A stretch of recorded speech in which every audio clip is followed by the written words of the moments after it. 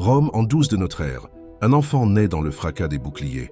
Il s'appelle Caius, mais les soldats le surnomment Caligula, petite botte. Fils du héros Germanicus, il est l'espoir d'un empire. Mais la tragédie frappe vite. Son père meurt empoisonné. Sa famille est décimée par la paranoïa de Tibère. Seul survivant, il apprend à cacher sa haine derrière un masque de soumission parfaite sur l'île de Capri.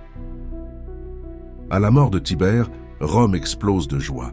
Caligula a 24 ans, il est jeune, beau et promet la liberté.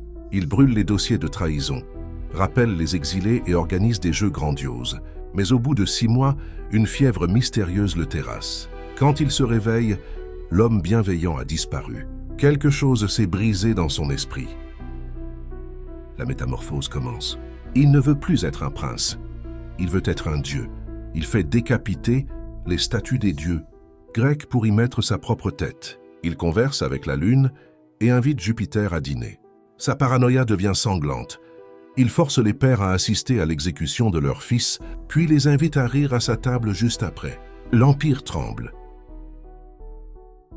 Le Sénat, autrefois tout-puissant, est réduit à l'esclavage. Caligula nomme son cheval, Incitatus, citoyen et promet de le faire consul. Il lance ses légions à la conquête de l'océan, leur ordonnant de ramasser des coquillages comme butin de guerre.